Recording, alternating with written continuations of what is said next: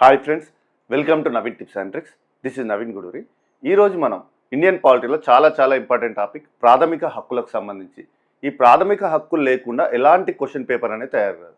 అంత ఇంపార్టెంట్ టాపిక్ని మీకు ఈజీగా అర్థమయ్యే విధంగా ఈ ప్రాథమిక హక్కులు ఏమేమి ఉన్నాయి ప్రతి ఒక్కటి అందులో ప్రతి ఒక్క సబ్ క్లాస్తో సహా మీకు ఈజీగా గుర్తుండే విధంగా ట్రిక్స్ ద్వారా ఎక్స్ప్లెయిన్ చేస్తాను. కాబట్టి వీడియోని మాత్రం స్కిప్ చేయకండి. ఇంకెవరైనా మొదటిసారిగా మన ఛానల్ చూసిన వారైతే సబ్స్క్రైబ్ చేసుకోండి, పక్కన ఉన్న బెల్ ఐకాన్ క్లిక్ చేసుకోండి. నేను ఏ వీడియో పెట్టినా మీకు నోటిఫికేషన్ వస్తుందండి. వీడియో నచ్చితే మాత్రం నేను మీ నుంచి ఎక్స్పెక్ట్ చేసేది కేవలం లైక్ మాత్రమే. వీడియో నచ్చితే లైక్ చేయండి, లైక్ బటన్ పక్కన హైప్ ఉంటుందండి, హైప్ చేయండి, మీ ఫ్రెండ్స్కి షేర్ చేయండి. అదేవిధంగా ఇంకెవరైనా మన యాప్ ఇన్స్టాల్ చేసుకున్నారంటే యాప్ లింక్ వీడియో కింద డిస్క్రిప్షన్లో పెట్టడం జరుగుతుంది. లేదంటే ప్లేస్టోర్లో నవీన్ టిప్స్ అండ్ ట్రిక్స్ అని టైప్ చేయగానే ఈ లోగోతో మన యాప్ ఉంటుందండి. అలాగైనా ఇన్స్టాల్ చేసుకొని మన యాప్ తీసుకోండి. ఇందులో మీకు టోటల్గా 350 పైగా టాపిక్లు ఉంటాయి. ప్రతి ఒక్క టాపిక్ అనే 100% ట్రిక్స్తో ప్రతి ఒక్కరికి ఈజీగా అర్థమయ్యే విధంగా ఉంటాయి. ఇది ఎలాంటి ఎగ్జామ్స్కైనా, ఆంధ్రప్రదేశ్లో నిర్వహించే ఎగ్జామ్స్ కానీ, తెలంగాణలో నిర్వహించే ఎగ్జామ్స్ కానీ ప్రతి ఎగ్జామ్కి మన కోర్స్ అనే 100% యూస్ఫుల్గా ఉంటుంది. ఒకవేళ మీరు iOS యూజర్స్ అయితే, ఐఫోన్ వాడుతున్నట్లయితే మన యాప్ ఇన్స్టాల్ చేసుకోవడానికి ప్రాసెస్ ఏంటి అంటే మై ఇన్స్టిట్యూట్ యాప్ అనేది ఇన్స్టాల్ చేసుకోండి. ఈ మై ఇన్స్టిట్యూట్ యాప్ ఇన్స్టాల్ చేసుకున్న తర్వాత ఆర్గనైజేషన్ కోడ్ అడుగుతుంది. ఆర్గనైజేషన్ కోడ్ వచ్చేసి HOZGGV. మన Naveen tips and tricks organisation code HOZGGV. So ఇది ఎంటర్ చేయగానే మీకు కూడా అన్ని కోర్సులు కనిపిస్తాయి. ఏ కోర్స్ నచ్చితే ఆ కోర్స్ తీసుకోండి. ప్రతి ఒక్క కోర్సులో ఫ్రీ వీడియోస్ ఉన్నాయి. వీడియోస్ చూసి నచ్చిన వారు ఉంటే కోర్స్ తీసుకోండి. ఓకేనండి, ఇక మనం లేట్ చేయకుండా టాపిక్లోకి వస్తే ఈ ప్రాథమిక హక్కులకు సంబంధించి మన రాజ్యాంగంలో 14వ ఆర్టికల్ నుంచి 32వ ఆర్టికల్ వరకు ప్రాథమిక హక్కుల గురించి తెలుపుతుంది. మరి ఏ భాగం ప్రాథమిక హక్కులకు సంబంధించి? 3వ భాగంలో ఉన్నాయి. ఓకేనా, 3వ భాగంలో ఉన్నాయి. ఇంతకుముందు ప్రీవియస్ వీడియోలో మీకు ఈ రాజ్యాంగంలోని భాగాలు కూడా మీకు ప్రతి ఒక్కటి ట్రిక్స్ ద్వారా ఎక్స్ప్లెయిన్ చేయడం జరిగింది. చూడని వాళ్ళు ఆ వీడియో చూడండి. ఆ భాగాలన్నీ మీకు గుర్తుపెట్టుకోవచ్చు, రాజ్యాంగంలోని పార్ట్స్ అన్నీ. ఓకేనా, థర్డ్ పార్ట్లో ఈ ప్రాథమిక హక్కుల గురించి వివరంగా ఉన్నాయి. ఎక్కడి నుంచి ఎక్కడి వరకు ఆర్టికల్స్? 12 నుంచి 32 వరకు ఈ ప్రాథమిక హక్కుల గురించి ఉన్నాయి ఆర్టికల్స్. సో ఇప్పుడు వీటిని ఎలా గుర్తుపెట్టుకోవాలి ప్రాథమిక హక్కులకు సంబంధించి? ఇందులో మీకు రకరకాలు ఉంటాయి. సమానత్వపు హక్కు ఉంటుంది, స్వేచ్ఛా హక్కు ఉంటుంది, పీడనాన్ని నిరోధించే హక్కులు ఉంటాయి, మత స్వాతంత్ర హక్కులు, సాంస్కృతిక విద్యా విషయక హక్కు, ఆస్తి హక్కు, రాజ్యాంగ పరిహార హక్కు. ఇవన్నీ ప్రాథమిక హక్కులో భాగం. ఇప్పుడు వీటిల్లో ఏ ఆర్టికల్స్ వీటి గురించి తెలుపుతాయి అనేది ఉంటాయి. ఇప్పుడు సమానత్వ హక్కు వచ్చేసి 14 నుంచి 18 ఆర్టికల్స్ అనేది టోటల్గా మనకు సమానత్వ హక్కు సంబంధించిన ఆర్టికల్స్ ఉంటాయి. స్వేచ్ఛ హక్కుకు సంబంధించి 19 నుంచి 22 వరకు ఉంటాయి. పీడనాన్ని నిరోధించే హక్కు 23, 24 ఆర్టికల్స్ తెలుపుతాయి. మత స్వాతంత్ర హక్కు వచ్చేసి 25 నుంచి 28 వరకు మత స్వాతంత్రకు సంబంధించిన హక్కులు ఉంటాయి. సాంస్కృతిక విద్యా హక్కుకు సంబంధించి 29, 30 ఆర్టికల్స్ తెలుపుతుంది. ఆస్తి హక్కును తొలగించడం జరిగింది. ఆస్తి హక్కు 31వ ఆర్టికల్ని తొలగించడం జరిగింది. ఓకేనా, నెక్స్ట్ వచ్చేసి రాజ్యాంగ పరిహార హక్కు 32వ ఆర్టికల్. ఇవన్నీ ఎలా గుర్తుపెట్టుకోవాలి? ఇవి ఆర్డర్ వైజ్గా ఇప్పుడు సమానత్వ హక్కు నుంచి సమానత్వ హక్కు, స్వేచ్ఛ హక్కు, పీడనాన్ని నిరోధించే హక్కు, మత స్వాతంత్ర హక్కు, సాంస్కృతిక విద్యా హక్కు, ఆస్తి హక్కు, రాజ్యాంగ పరిహార హక్కు. ఇవన్నీ గుర్తుపెట్టుకోవడానికి ఒక చిన్న ట్రిక్ చెప్తాను. ఇక్కడ మన ట్రిక్ వచ్చేసి ఇవన్నీ ఆర్డర్ వైజ్గా గుర్తుపెట్టుకోవడానికి అందరూ సమానంగా స్వేచ్ఛగా ఉండాలని PM సార్ అన్నాడు. PM సార్ ప్రైమ్ మినిస్టర్ అన్నాడు. ఏమని చెప్పారు? ప్రజలందరూ మీరందరూ సమానంగా ఉండాలి, అందరూ సమానమే, ప్రజలందరూ సమానమే, మీరందరూ స్వేచ్ఛగా ఉండడమే మాకు కావాలి అని చెప్పేసి, మీరందరూ స్వేచ్ఛగా ఉండాలని చెప్పేసి PM సార్ అన్నాడు అని చెప్పేసి ఒక చిన్న లైన్ గుర్తుపెట్టుకోండి. ఇవన్నీ గుర్తుంటాయి. అందరూ సమానంగా, ఇక్కడ సమానంగా అంటే మొదటిది ఏంటి? సమానత్వపు హక్కుకు సంబంధించి 14 నుంచి 18 ఆర్టికల్ వరకు టోటల్గా ఇవన్నీ ఉంటాయి? 5 ఉంటాయి. ఓకేనా, 5 ఉంటాయి. ఫస్ట్ది కాబట్టి ఎక్కువ ఉంటాయి, 5 ఉంటాయి. తర్వాత చూడండి, స్వేచ్ఛా హక్కు, స్వేచ్ఛగా ఉండాలని అంటే స్వేచ్ఛా హక్కుకు సంబంధించి 19 నుంచి 22 వరకు ఆర్టికల్స్ టోటల్గా 4 ఉంటాయి ఇవి. ఓకేనా, నెక్స్ట్ PM సార్. ఈ PM సార్లో ఇవన్నీ ఉంటాయి. PM సార్ P అంటే ఇక్కడ చూడండి, P అంటే పీడనాన్ని నిరోధించే హక్కు, P ఫర్ పీడనం. ఓకేనా, పీడనాన్ని నిరోధించే హక్కు. ఇవి 2 ఉంటాయి. నెక్స్ట్ M అంటే మత స్వాతంత్రపు హక్కు, M ఫర్ మత స్వాతంత్రపు హక్కు. ఇవన్నీ ఉంటాయి, ఇవి మళ్ళీ 4 ఉంటాయి. ఓకేనా, నెక్స్ట్ సార్ S అంటే సాంస్కృతిక విద్యా హక్కు, S ఫర్ సాంస్కృతిక విద్యా హక్కు. ఇవి 2 ఉంటాయి. ఓకేనా, ఇక్కడ చూడండి 4-2. నెక్స్ట్ A అంటే A ఫర్ ఆస్తి హక్కు. ఇది తొలగించడం జరిగింది. ఓకేనా, ఆస్తి హక్కు 31 ఆర్టికల్ అనేది తొలగించడం జరిగింది. నెక్స్ట్ లాస్ట్ రాజ్యాంగ పరిహార హక్కు, R ఫర్ రాజ్యాంగ పరిహార హక్కు. ఓకేనా, ఈ 32 ఆర్టికల్, ఇది కూడా 1 ఉంటుంది. లాస్ట్ ఇది ఒకటే ఉంటుంది, రాజ్యాంగ పరిహార హక్కు. ఇప్పుడు ఇవి కూడా ఆర్టికల్స్ ఎక్కడి నుంచి ఎక్కడి వరకు ఉన్నాయని కూడా ఇంపార్టెంటే. ఎగ్జామ్లో అడుగుతారు అప్పుడప్పుడు. సమానత్వ హక్కు అనేది ఏ ఆర్టికల్ నుంచి ఏ ఆర్టికల్ వరకు అంటారు. ఫస్ట్ మీరు 14 నుంచి గుర్తుపెట్టుకోండి ఆర్టికల్స్ అనేది సమానత్వ హక్కు 18. తర్వాత ఈ 4 to ఓకేనా. ఫస్ట్ ఒకటి 5, తర్వాత మీకు 4 to అని చదువుకోండి. 5, 4 to ఓకేనా. ఆర్డర్ వైజ్ మీకు తెలుసు కదా. పిఎం సార్ ఏమన్నాడు, అందరూ సమానంగా స్వేచ్ఛగా ఉండాలని చెప్పేసి పిఎం సార్ అన్నాడు. దీని ప్రకారం ఇవన్నీ ఆర్డర్ వైజ్గా గుర్తుపెట్టుకోవచ్చు. ఇవి ఓన్లీ బ్రీఫ్ ఇంట్రడక్షన్ మాత్రమే. వీటికి సంబంధించి డీటెయిల్ ఎక్స్ప్లెనేషన్ మనకు అవసరం. ప్రతి ఒక్క ఆర్టికల్ సంబంధించి డీటెయిల్గా చదువుకోవాలి, అందులో సబ్ క్లాస్తో సహా చదువుకోవాలి. ఎగ్జామ్లో ఇప్పుడు డెప్త్గా అడుగుతున్నాడు, ప్రతి ఒక్కటి డైరెక్ట్ అడగట్లేదు, అందులో సబ్ క్లాస్లే అడుగుతున్నాడు ఎగ్జామ్లో. కాబట్టి మీకు ఆ సబ్ క్లాస్లు కూడా గుర్తుండే విధంగా చెప్తాను ఈ వీడియోలో. ఇప్పుడు సమానత్వ హక్కు సంబంధించి చూద్దాం. ఫస్ట్ సమానత్వ హక్కు ఇంతకుముందు ఏం చెప్పాను, 14 నుంచి 18 వరకు ఈ సమానత్వ హక్కు సంబంధించి ఆర్టికల్స్ అనేవి ఉన్నాయి.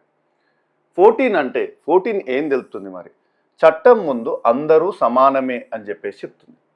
సమానత్వ హక్కులో ఫస్ట్ వచ్చే ఆర్టికల్ ఏం చెప్తుంది, ఆ పేరుతోటే ఉంటుంది, చట్టం ముందు అందరూ సమానులే. దాంట్లోనే ఉంది కదా సమానత్వ హక్కు, అందరూ సమానులే.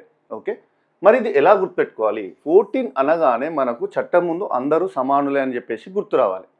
ఈజీగా గుర్తుపెట్టుకోవచ్చు. ఇక్కడ చూడండి, ఇక్కడ 1 ఉంది, ఇక్కడ 4 ఉంది.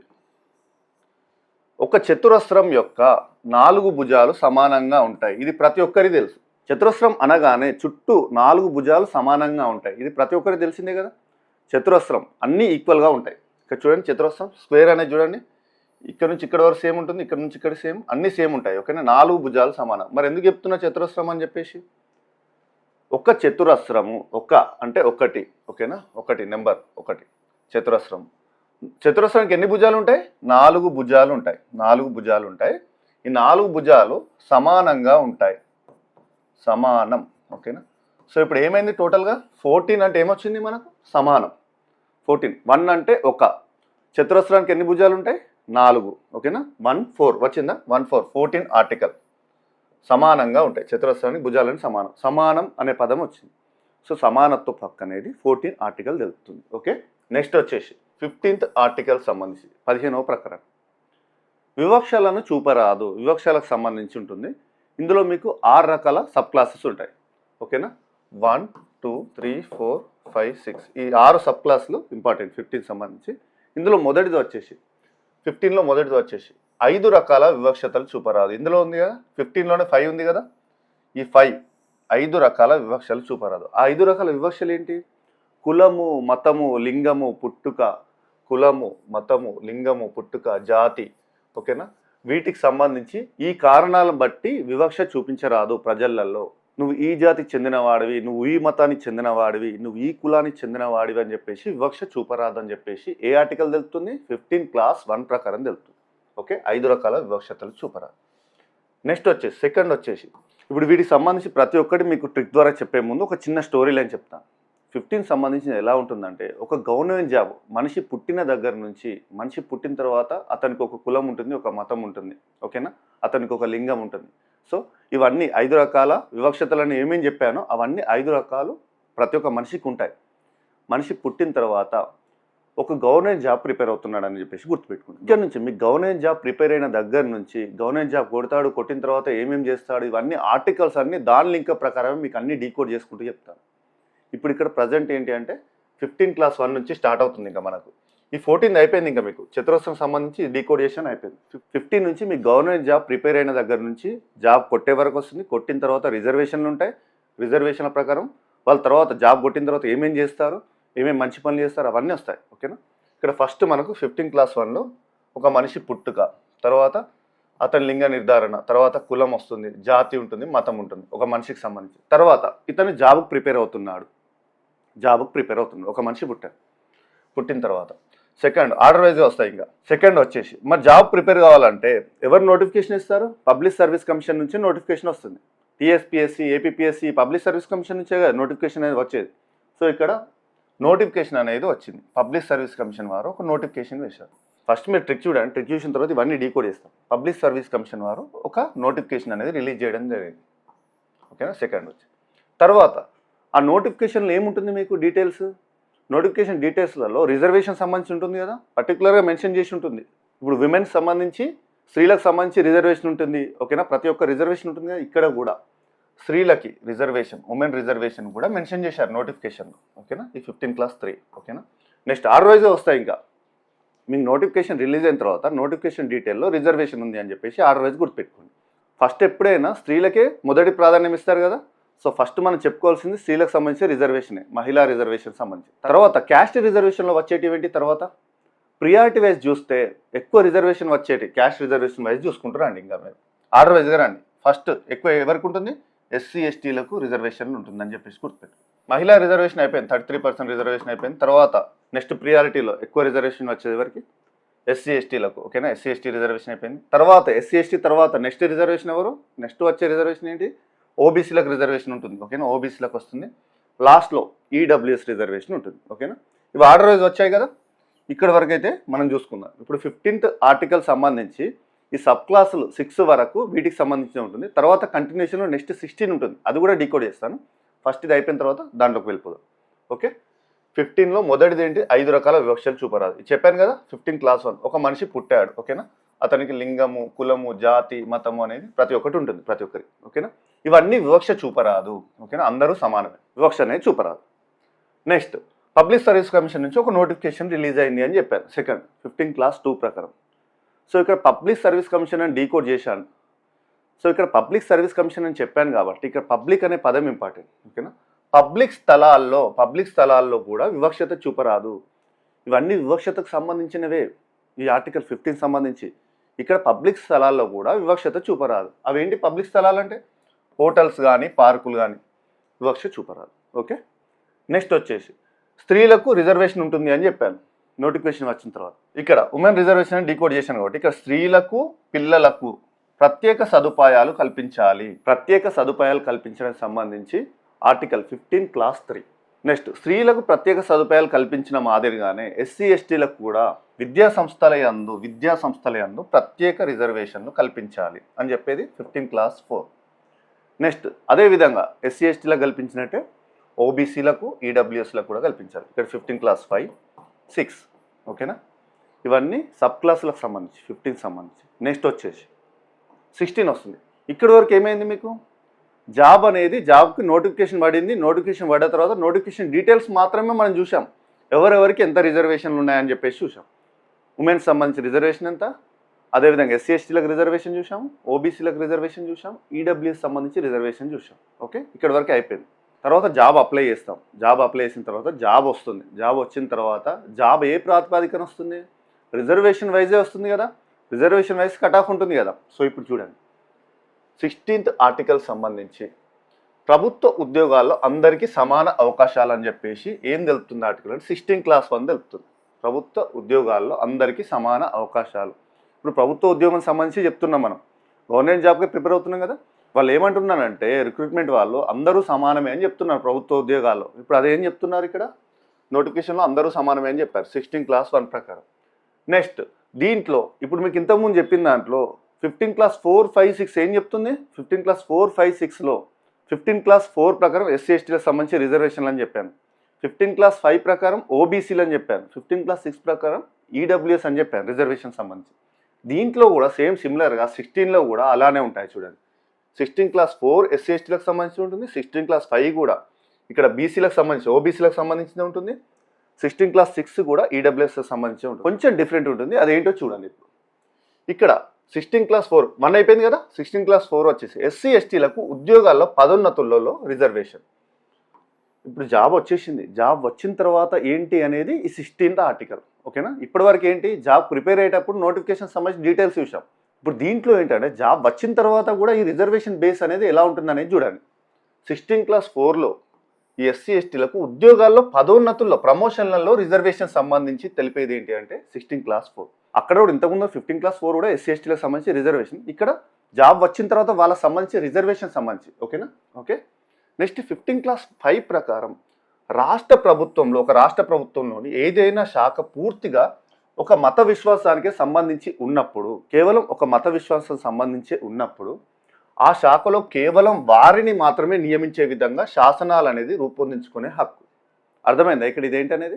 సింపుల్గా చెప్పాలంటే ఇప్పుడు ఒక మతానికి సంబంధించి రిజర్వేషన్ సంబంధించి ఇప్పుడు ఖాళీలు ఉంటాయి. నోటిఫికేషన్ అయిపోయిన తర్వాత బ్యాక్లాగ్ పోస్టులు అనేది ఉంటాయి. బ్యాక్లాగ్ పోస్టులు ఉన్నప్పుడు వేరే వాళ్ళు వస్తాయి. ఇప్పుడు ఫర్ ఎగ్జాంపుల్ క్రిస్టియన్ సంబంధించి ఒక రిజర్వేషన్ బీసీసీ అని ఉంటుంది. బీసీసీకి సంబంధించి నోటిఫికేషన్లో పోస్టులు అనేది ఫిల్ కాలేదు. ఫిల్ కానప్పుడు వేరే వాళ్ళను ఓసీ వాళ్ళని అందులో బీసీసీలో ఆ ఫిల్ చేయడం అనేది ఉండదు. ఆ ఫిల్ కానప్పుడు దాన్ని అలాగే ఉంచి తర్వాత సేమ్ అదే క్యాస్ట్ రిజర్వేషన్ వాళ్ళు వచ్చినప్పుడే ఫిల్ చేయాలని చెప్పేసి చెప్తుంది ఇప్పుడు ఈ ఆర్టికల్ అనేది.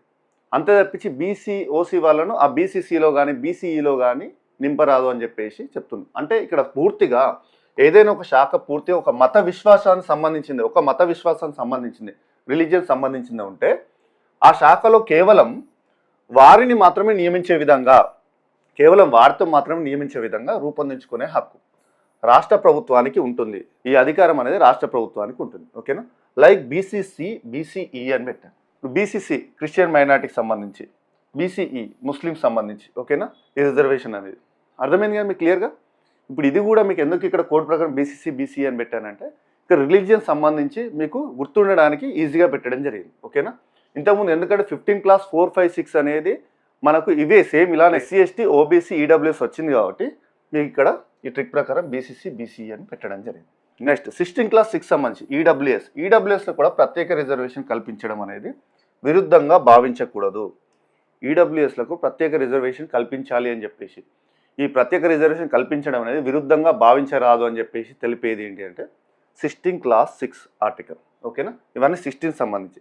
ఇక్కడ వరకు ఏంటి అంటే జాబ్ వచ్చిన తర్వాత ఉద్యోగాల పదోన్నతులలో కూడా రిజర్వేషన్ సంబంధించి ఈ 16th ఆర్టికల్ అనేది మనం డీకోడ్ చేసుకోవచ్చు. నెక్స్ట్ ఇప్పుడు జాబ్ వచ్చింది, ఉద్యోగాన్ని ప్రిపేర్ అయ్యారు, ఉద్యోగాన్ని నోటిఫికేషన్ సంబంధించి 15th ఆర్టికల్ అయిపోయింది. నెక్స్ట్ జాబ్ వచ్చిన తర్వాత ప్రమోషన్లకు సంబంధించి జాబ్ వచ్చిన తర్వాత కూడా అందులో ప్రమోషన్లకు సంబంధించి 16th ఆర్టికల్ అయిపోయింది. కంప్లీట్గా జాబ్ అయితే వచ్చింది. జాబ్ వచ్చిన తర్వాత ఎవరైనా ఏమనుకుంటారు, ప్రభుత్వ ఉద్యోగం అంటే ఏంటి, ప్రభుత్వ ఉద్యోగం వచ్చిన తర్వాత ప్రజలకి సేవ చేయడం, ముఖ్య ఉద్దేశం ప్రజలకు సేవ చేయడం. జాబ్ వచ్చాక ఒక్కొక్కరికి ఒక్కొక్క గోల్ ఉంటుంది. నేను ఇది చేస్తా, జాబ్ వచ్చిన తర్వాత ఈ మంచి పని చేస్తా అని చెప్పేసి. ఇక్కడ ఒకరు ఏమనుకుంటున్నారంటే జాబ్ వచ్చిన తర్వాత నేను అంటరానితనాన్ని నిషేధిస్తాను, అప్పుడైతే నాకు మంచి పేరు వస్తుంది, నాకు అప్రిషియేషన్స్ వస్తాయి, బిరుదులు వస్తాయి, సో అప్పుడు నేను స్వేచ్ఛగా ఉండొచ్చు, ప్రజలలో స్వేచ్ఛగా ఉండొచ్చు అని చెప్పేసి అతను ఒక ఆశయం పెట్టుకున్నాడు అనుకోండి. ఒక ప్రభుత్వ ఉద్యోగి ఏమనుకుంటున్నాడంటే జాబ్ వచ్చింది, నోటిఫికేషన్ ప్రిపేర్ అయ్యాడు, 15th ఆర్టికల్ సంబంధించి, తర్వాత జాబ్ వచ్చింది, జాబ్ వచ్చిన తర్వాత 16th ఆర్టికల్ సంబంధించి ఆర్టికల్స్ చూశాను. ఇప్పుడు 17th సంబంధించి ఇక్కడ నుంచి చూద్దాం. జాబ్ వచ్చిన తర్వాత అతను ఏమనుకుంటున్నాడంటే జాబ్ వచ్చాక వెంటనే అంటరానితనాన్ని నిషేధించాలని చెప్పేసి అనుకుంటున్నాడు. అంటరానితనాన్ని నిషేధిస్తా, అప్పుడు అలా అయితే మంచి పేరు వస్తాయి, అప్రిషియేషన్స్ వస్తాయి, బిరుదులు వస్తాయి, నాకు మంచి మంచి బిరుదులు వస్తాయి, అప్పుడు నేను స్వేచ్ఛగా ఉండొచ్చు, సమాజంలో గౌరవంగా బతకచ్చు, స్వేచ్ఛగా ఉండొచ్చు అని చెప్పేసి అంటున్నాడు. సో దీని ప్రకారం చూస్తే మనకు ఆర్టికల్స్ ఏమొస్తాయంటే జాబ్ వచ్చాక వెంటనే అంటరానితనాన్ని నిషేధించాలి. 17 కంటిన్యూషన్గా మీకు 16 అయిపోయిందా, 16 తర్వాత ఆర్డర్ వైజ్గా ఇదంతా లింకప్ స్టోరీయే. ఓకేనా. మీకు జాబ్ వచ్చిన దగ్గర నుంచి అతను ఏం చేస్తున్నాడని ప్రతి ఒక్కటి లింకప్ స్టోరీ. ఓకేనా. నెక్స్ట్ నోటిఫికేషన్ అయిపోయింది, జాబ్ వచ్చింది, తర్వాత నెక్స్ట్ 16 వరకు అయిపోయింది, 17 సంబంధించి జాబ్ వచ్చాక అతను ఏం చేస్తున్నాడు, అతని గోల్ ఏంటి, అంటరానితనాన్ని నిషేధించడం. 17 అంటరానితనాన్ని నిషేధించాలి. అంటరానితనం నిషేధించడం సంబంధించి ఏ ఆర్టికల్ తెలుపుతుంది, 17. ఓకేనా. చాలా ఇంపార్టెంట్. ఓకే. నెక్స్ట్ వచ్చేసి అలా అయితే మంచి పేరు వస్తుంది, బిరుదులు వస్తాయి, అప్రిషియేషన్స్ వస్తాయి, బిరుదులు వస్తాయి అని చెప్పేసి అంటున్నాడు. బిరుదులు వస్తాయి. నెక్స్ట్ కంటిన్యూషన్లో 18 సంబంధించి బిరుదులు కీర్తి చిహ్నాలు అనేది నిషేధం. ఇక్కడ నిషేధం, బిరుదులు కీర్తి చిహ్నాలు అనేది నిషేధం, వాటికి సంబంధించి తెలిపే ఆర్టికల్ 18. ఇక్కడ కోడ్ వచ్చేసి మనకు బిరుదులు. ఓకేనా. ఇక్కడ బిరుదులు వస్తాయని పెట్టాము, కానీ కాకపోతే ఇక్కడ బిరుదులు అనేది నిషేధం ఆర్టికల్లో. ఓకేనా. మనకు కీవర్డ్ అనేది ఇంపార్టెంట్, బిరుదులకు సంబంధించి 18th ఆర్టికల్. నెక్స్ట్ అప్పుడు అలా అయితే స్వేచ్ఛగా ఉండొచ్చు, స్వేచ్ఛగా సమాజంలో గౌరవంగా బతకచ్చు. నెక్స్ట్ 19th సంబంధించి ఆర్టికల్ స్వేచ్ఛకు సంబంధించి, స్వేచ్ఛ హక్కులకు సంబంధించి చాలా ఉంటాయి. ఇక్కడ 19th ఆర్టికల్ ఏం తెలుస్తుందంటే వ్యక్తిగత స్వేచ్ఛలకు సంబంధించి తెలిపే ఆర్టికల్. ఓకేనా. అలా అయితే స్వేచ్ఛగా ఉండొచ్చు. 19th స్వేచ్ఛలకు సంబంధించి ఈ 19th ఆర్టికల్లో కూడా మీకు సబ్ క్లాసులు ఉంటాయి. 19 క్లాస్ ఏ నుంచి ఎఫ్ వరకు సబ్ క్లాసులు ఉంటాయి. ఇవన్నీ చాలా చాలా ఇంపార్టెంట్. ఓకేనా. ఇవి కూడా మీకు లింక్ చేసుకుంటూ చెప్తాను. ఇప్పటి వరకు జాబ్ వచ్చింది, మంచి పేరు సంపాదించుకున్నాడు, అంటరానితనాన్ని నిషేధించాడు, బిరుదులు వచ్చాయి, తర్వాత సమాజంలో గౌరవంగా స్వేచ్ఛగా బతుకుతున్నాడు. స్వేచ్ఛగా బతికే క్రమంలో ఎలా స్వేచ్ఛగా బతుకుతున్నాడు అనేది ఇవి లింక్ చేసుకుంటూ చూడాలి. ఇప్పుడు ఒక వ్యక్తికి జాబ్ వచ్చింది 19 క్లాస్ 1A ప్రకారం, 1 క్లాస్ A ప్రకారం వాక్ స్వాతంత్రం, భావ వ్యక్తీకరణ హక్కు. ఇప్పుడు ఒక పబ్లిక్ మీటింగ్ తీసుకుంటాడు. ఇప్పుడు సమాజ అభివృద్ధి చేయడానికి ఒక ప్రభుత్వ ఉద్యోగి పబ్లిక్ మీటింగ్ తీసుకుని ప్రజలకు చెప్తున్నాడు అనుకోండి. వాక్ స్వాతంత్రం. అతను చెప్తేనే వింటారు కదా, ఎవరైనా సక్సెస్ అయిన వాళ్ళ మాటనే వింటారు.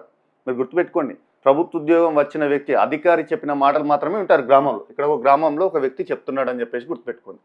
వాక్ స్వాతంత్ర హక్కు, భావ వ్యక్తీకరణ హక్కు, అంటే స్వేచ్ఛగా స్పీచ్ ఇస్తాం మనం. జాబ్ వస్తే స్వేచ్ఛగా స్పీచ్ ఇస్తాం ప్రజలకి, ఓకేనా, అలా గుర్తుపెట్టుకోండి ఫస్ట్. సో వాక్ స్వాతంత్రం. నెక్స్ట్ ఇది ఏ, ఓకేనా, ఇది ఏకి సంబంధించి 19th క్లాస్ ఏ ఇది. నెక్స్ట్ బి అంటే 19th class B, 19th class 1 class B. B ప్రకారం బి ఫర్ బాంబ్ అని చెప్పేసి గుర్తుపెట్టుకోండి. బాంబులు, ఓకేనా, బాంబులు. బాంబులు లేకుండా శాంతియుతంగా నిరాయుధ సమావేశం. ఇప్పుడు భావ వ్యక్తీకరణ స్వేచ్ఛగా మాట్లాడుతున్నాడు, దానికి జనాలు అందరూ వచ్చారు. ఆ సమావేశం అనేది ప్రజలతో కూడిన సమావేశం అనేది ఎలా ఉండాలి? నిరాయుధ సమావేశమై ఉండాలి, స్వేచ్ఛగా ఉండాలి, ఓకేనా. శాంతియుత నిరాయుధ సమావేశం సంబంధించి బి తెలుపుతుంది. బాంబులు లేకుండా శాంతియుతంగా ఉండాలి అని చెప్పేసి ఈ ట్రిక్ ప్రకారం గుర్తుపెట్టుకోవచ్చు. బి ఫర్ బాంబ్ అని గుర్తుపెట్టుకోండి, సింపుల్గా అర్థమవుతుంది. బాంబులు లేకుండా అని చెప్పేసి గుర్తుపెట్టుకోండి, శాంతియుతంగా అని గుర్తుంది. Next C, 19th class 1 class C ప్రకారం.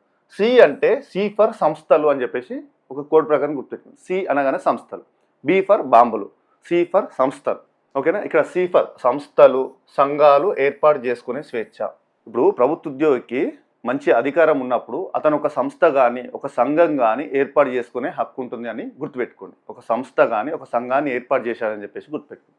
సంస్థలు, సంఘాలు, ఓకేనా. సి ఫర్ సంస్థలు, బి ఫర్ బాంబులు.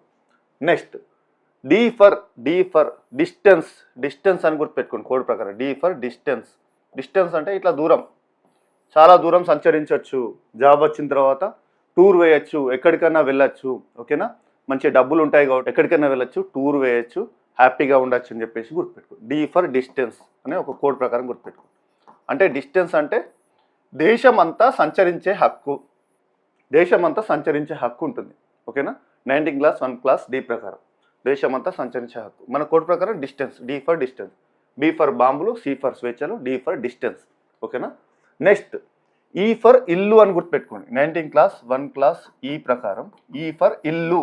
ఈ ఫర్ ఇల్లు అంటే స్థిర నివాస స్వేచ్ఛ, ఎక్కడైనా ఇల్లు కట్టుకోవచ్చు. స్థిర నివాస స్వేచ్ఛ, నివాసం, ఇల్లు, ఓకేనా. ఈ ఫర్ ఇల్లు. బి ఫర్ బాంబులు, సి ఫర్ సంస్థలు, సంఘాలు, డి ఫర్ డిస్టెన్స్ అంటే ఎక్కడికైనా సంచరించవచ్చు, దేశంలో ఎక్కడికైనా సంచరించే హక్కు. నెక్స్ట్ ఈ ఫర్ ఇల్లు, స్థిర నివాస హక్కు. ఎఫ్ ఫర్ పైసలు. పైసల్ని ఫైసల్ అని రాయండి, పైసలు. పైసలు కూడా బాగా సంపాదించవచ్చు అని చెప్పేసి గుర్తుపెట్టుకోవచ్చు. ఎఫ్ ఫర్ పైసలు, మనకు గుర్తుండడం ఇంపార్టెంట్. ఎఫ్ ఫర్ పైసలు కూడా బాగా సంపాదించవచ్చు, పైసలు బాగా సంపాదించవచ్చు అంటే ఆస్తులు సంపాదించవచ్చు, ఖర్చు పెట్టచ్చు అనే హక్కు 19th క్లాస్ 1 క్లాస్ ఎఫ్ ప్రకారం తెలుపుతుంది, ఓకేనా. ఇలా మనం డీకోడ్ చేసుకుంటే ఈజీగా గుర్తుంటుంది. నెక్స్ట్ వచ్చి 20 ఆర్టికల్. 20 ఆర్టికల్ సంబంధించి ఒక నేరానికి మించి ఇంకెక్కువగా శిక్షించరాదు. నేరానికి మించి ఎక్కువ శిక్ష అనేది వేయరాదు. ఇది ఎలా గుర్తుపెట్టుకోవచ్చు మరి? ఇప్పుడు నేరానికి మించి శిక్ష వేయరాదని చెప్పేసి ప్రజెంట్ ఇప్పుడు ఐపీఎల్ T20 జరుగుతుంది. T20 ఈ T20 సంబంధించి చాలామంది బెట్టింగ్ అనేది వేస్తారు. బెట్టింగ్ అనేది ఇల్లీగల్, నేరం కదా. సో ఇక్కడ T20లో బెట్టింగ్ చేయడం అనేది నేరం, ఓకేనా, ఇల్లీగల్ ఇది. సో బెట్టింగ్ చేయడం నేరం. సో 20 అనేది ఎలా గుర్తుపెట్టుకోవచ్చు? ఇక్కడ నేరం అనేది వచ్చింది, బెట్టింగ్ చేయడం నేరం అని. దేంట్లో వేస్తారు బెట్టింగ్? T20లో వేస్తారు కాబట్టి ఇక్కడ T20 అనే కోడ్ ప్రకారం చూస్తే T20 అని ఉందా? ఈ 20 ఆర్టికల్, ఓకేనా, T20లో బెట్టింగ్ చేయడం నేరం. సో 20 ఆర్టికల్ నేరం. ఇక్కడ 20 ఆర్టికల్ నేరం, నేరానికి సంబంధించింది కదా. సో నేరం అని గుర్తొస్తుంది. 20 అనగానే నేరానికి మించి శిక్షించరాదు, నేరానికి మించి శిక్షించరాదు అని తెలిపేది ఆర్టికల్ 20, ఓకే. నెక్స్ట్ దీంట్లో కూడా సబ్ క్లాసులు ఉంటాయి. Sub class 1, 2, 3. ఇందులో నేరానికి మించి శిక్షించరాదులో 1, 2, 3లు ఉంటాయి క్లాసెస్. ఇవి కూడా ఇంపార్టెంట్. ఇప్పుడు 20 క్లాస్ 1 ప్రకారం ఏం తెలుస్తుందంటే ఒక నేరానికి న్యాయబద్ధమైన శిక్ష మాత్రమే ఉండాలి, అంతకంటే ఎక్కువ శిక్ష వేయరాదు. ఒక నేరానికి ఒకే శిక్ష, ఏ శిక్ష ఉందో అదే వేయాలి, అంతకు మించి ఎక్కువ శిక్ష వేయరాదు. ఏది ఉందో రూల్ ప్రకారం అంతే శిక్ష విధించాలి, ఓకేనా. నేరానికి మించి శిక్ష వేయరాదు. ఒక నేరానికి న్యాయపరమైన శిక్ష విధించాలని తెలిపే ఆర్టికల్ ఏంటి? 20 క్లాస్ 1 సబ్ క్లాస్ 1 ప్రకారం. సో ఇక్కడ 1 కాబట్టి ఎలా గుర్తుపెట్టుకోవచ్చు? 1 కాబట్టి ఒక నేరానికి ఒకే శిక్ష అని గుర్తుపెట్టుకోండి. ఒక నేరానికి ఒకే శిక్ష. 1 కాబట్టి ఒక నేరం చేస్తే ఒకే శిక్ష అన్నట్టు మనం డీకోడ్ చేసుకొని గుర్తుపెట్టుకోవచ్చు. న్యాయపరమైన శిక్ష విధించాలి, ఓకే. నెక్స్ట్ 2 అంటే ఇక్కడ 2ను ఎలా గుర్తుపెట్టుకోండి? 20 క్లాస్ 2 2 శిక్షలు విధించరాదు. 2 ఇక్కడ చూడండి 2 అంటే రెండు శిక్షలు విధించరాదు.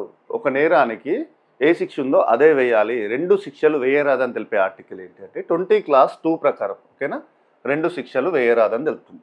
నెక్స్ట్ 3ని ఎలా గుర్తుపెట్టుకోవాలి? తమకు వ్యతిరేకంగా సాక్ష్యం చెప్పండి అని చెప్పేసి నిర్బంధం చేయవద్దు. ఇప్పుడు ఒక నేరం చేసిన వ్యక్తి ఉంటాడు. నేరం చేసిన వ్యక్తి అతనికి చెయ్యని నేరానికి కూడా నువ్వు ఇదే చేసావని చెప్పేసి అతన్ని నిర్బంధం చేసి ఒత్తిడి చేయరాదు. లైక్ ఏంటి? 3rd degree. ఇక్కడ 3ని 3rd డిగ్రీ లాగా గుర్తుపెట్టుకోండి. 3rd డిగ్రీ అని చెప్పేసి గుర్తుపెట్టుకోండి. 3rd డిగ్రీ అంటే కోడ్ ప్రకారం మనం 3rd డిగ్రీ అనుకుందాం. 3 అంటే 3rd డిగ్రీ. అంటే నువ్వు ఈ నేరం చేసావు అని చెప్పేసి నిర్బంధించి అతన్ని ఒప్పించే ప్రయత్నం చేయరాదు. చేయని నేరానికి కూడా ఒప్పించే ప్రయత్నం చేయరాదు. ఇబ్బంది పెట్టరాదు. ఇబ్బంది పెట్టడం అనేది మనం కోడ్ ప్రకారం 3rd డిగ్రీ అని చెప్తున్నాం. ఓకేనా? సో 3 ఫర్ 3rd డిగ్రీ అంటే అతన్ని బలవంతంగా ఒప్పించే ప్రయత్నం చేయొద్దు. తమకు వ్యతిరేకంగా సాక్ష్యం చెప్పమని నిర్బంధం చేయరాదు. ఇది 20 క్లాస్ 3 ప్రకారం. 20 ఆర్టికల్లో నేరానికి సంబంధించి ఉంటాయని. ఓకేనా? T20లో బెట్టింగ్ వేయడం నేరం అని చెప్పాను కోడ్ ప్రకారం. 20 నేరానికి సంబంధించిన ఆర్టికల్. నేరానికి మించి శిక్ష వేయరాదని చెప్పేసి తెలుపుతుంది. దీంట్లో 3 క్లాసెస్ కూడా చెప్పాను, సబ్ క్లాసెస్. ఓకేనా? 1 అంటే ఒక నేరానికి ఒకే శిక్ష. 2 అంటే 2 శిక్షలు వేయరాదు. 2 ఫర్ 2 2 శిక్షలు వేయరాదు. 3 అంటే 3rd డిగ్రీ చేయొద్దు అన్నట్టు కోడ్ ప్రకారం. అంటే ఒత్తిడి చేయరాదు. చేయని నేరాన్ని కూడా బలవంత పెట్టరాదు, నిర్బంధించరాదు అని చెప్పేసి ఈ 20 క్లాస్ 3 ప్రకారం తెలుపుతుంది. ఓకేనా? నెక్స్ట్ 21 సంబంధించి 21 ఆర్టికల్ సంబంధించి జీవించే హక్కు మరియు 21 క్లాస్ ఏ ప్రకారం విద్యా హక్కు. ఇవి ఎలా గుర్తుపెట్టుకోవాలి? ఇవన్నీ చేయనప్పుడు ఇలా బెట్టింగ్ వేయడం నేరం కదా, ఇలాంటివి ఇల్లీగల్ సంబంధించి ఇవి ఏం చేయనప్పుడు మనం ప్రశాంతంగా మన పని మనం చేసుకుంటూ ఉన్నప్పుడు, అలా అయితేనే ఇవన్నీ ఏం చేయనప్పుడు, నేరాలు లాంటివి ఏం చేయనప్పుడు మాత్రమే ప్రశాంతంగా జీవిస్తాం. ఓకేనా? ప్రశాంతంగా జనాలలో జీవిస్తాం. తర్వాత చదువుకోగలం, మంచిగా చదువుకొని జాబ్ కొట్టగలం. అంతే కదా? సో ఇక్కడ ఇవన్నీ చేయొద్దు. అలా అయితేనే ఎవరైనా కానీ ప్రశాంతంగా జీవిస్తారు, చక్కగా చదువుకుంటారు, చదువుకొని జాబ్ కొడతారు. ఓకేనా? అర్థమైంది కదా? ఇక్కడ అలా అయితేనే జీవిస్తాడు, ప్రశాంతంగా జీవిస్తాడు. అంటే 21 సంబంధించి జీవించే హక్కు. ఓకేనా? 21 ఆర్టికల్ ఏం చెప్తుంది? జీవించే హక్కు చాలా ఇంపార్టెంట్. జీవించే హక్కు సంబంధించి తెలుస్తుంది. సో ప్రశాంతంగా జీవించినప్పుడు ప్రశాంతంగా చదువుకుంటాడు, తర్వాత మంచి జాబ్ కొడతాడు. ఓకేనా? విద్య మంచిగా చదువుకుంటాడు. ఓకేనా? మంచిగా చదువుకుంటాడు అంటే విద్యకు సంబంధించి. నెక్స్ట్ 21లోనే క్లాస్ ఏ ప్రకారం విద్యా హక్కు. ఓకేనా? విద్యా హక్కు సంబంధించి తెలుపుతుంది. మరి 21 ఆర్టికల్ ఈ జీవించే హక్కు అనేది ఏ రాజ్యాంగం నుంచి తీసుకున్నారని అడుగుతారు. జపాన్ రాజ్యాంగం నుంచి తీసుకున్నారు. జపాన్ రాజ్యాంగం నుంచి తీసుకోవడం జరిగింది. ఓకేనా? ఇవన్నీ మనకు ఈజీగా ఇలా ప్రతి ఒక్కటి లింక్ చేసుకుంటూ గుర్తుపెట్టుకోవచ్చు. మీరు ప్రతి ఒక్కటి మనిషి పుట్టుక నుంచి మొదలు పెట్టుకొని 15th ఆర్టికల్ నుంచి మొదలు పెట్టుకొని తర్వాత నోటిఫికేషన్ వస్తుంది, జాబ్ నోటిఫికేషన్, తర్వాత నోటిఫికేషన్ సంబంధించి రిజర్వేషన్లు ఉంటాయి, రిజర్వేషన్ సంబంధించి ఉద్యోగం వచ్చిన తర్వాత రిజర్వేషన్లు ఉంటాయి, 16th ఆర్టికల్ సంబంధించి సబ్ క్లాసెస్ ప్రకారం ఉంటాయి. దాంట్లో SC ST OBC EWS రిజర్వేషన్లు ఉంటాయి. తర్వాత జాబ్ వచ్చిన తర్వాత ఎవరైనా కానీ ఒక గోల్ పెట్టుకుంటారు, అంటరానితనాన్ని నిర్మూలిస్తా అని చెప్పేసి అంటున్నారు. తర్వాత తద్వారా బిరుదులు వస్తాయని చెప్పేసి అంటున్నాడు. తర్వాత బిరుదులు వచ్చిన తర్వాత పబ్లిక్లో స్వేచ్ఛగా ఉంటాయని చెప్పేసి అంటున్నాడు. ఇవన్నీ ఆర్టికల్ ఆర్డర్ వైజ్గా వస్తాయి. ఓకేనా? స్వేచ్ఛ హక్కులు చెప్పాను. తర్వాత స్వేచ్ఛ హక్కులు చేసిన తర్వాత స్వేచ్ఛ హక్కులలో కూడా మీకు సబ్ క్లాసెస్ చెప్పాను. A నుంచి F వరకు చెప్పాను. వాక్ స్వాతంత్రం హక్కు ఉంటుందని చెప్పాను. B ఫర్ బాంబు లేకుండా అంటే నిరాయుధ సమావేశాలు ఏర్పాటు చేసుకోవచ్చు అని చెప్పాను. C ఫర్ సంస్థలు సంఘాలు ఏర్పాటు చేసుకునే హక్కులు అని చెప్పాను. D ఫర్ దేశం అంతా ఎక్కడికైనా సంచరించే హక్కు ఉందని చెప్పాను. E ఫర్ ఇల్లు అని చెప్పాను. స్థిర నివాస స్వేచ్ఛ, దేశంలో ఎక్కడైనా ఇల్లు కట్టుకునే స్వేచ్ఛ ఉందని చెప్పాను. F ఫర్ పైసలు అని చెప్పాను. సో ఆస్తులు సంపాదించవచ్చు, ఖర్చు పెట్టచ్చు అని చెప్పాను. 19th అయిపోయింది. 20 T20లో బెట్టింగ్ చేయడం నేరం అని చెప్పాను. నేరం అంటే ఇక్కడ 20 సంబంధించి నేరానికి సంబంధించిన ఆర్టికల్ సంబంధించి నేరానికి మించి శిక్ష విధించరాదని చెప్పాను. దీంట్లో మళ్ళీ క్లాస్ 1 to 3 20 క్లాస్ 1 ఒక నేరానికి ఒకే శిక్ష.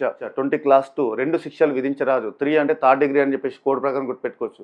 నేరం చేయకపోయినా చేశావని చెప్పేసి నిర్బంధించరాదు, ఒత్తిడి చేయరాదని చెప్పేసి 20 క్లాస్ 3 ప్రకారం చెప్పాను. 21 ఇవన్నీ చేయకుండా ఉంటేనే, ఈ నేరాలు లాంటివి ఇలాంటివి ఏం చేయకుండా ఉంటే ప్రశాంతంగా జీవించవచ్చు, మంచిగా చదువుకోవచ్చు అని చెప్పాను.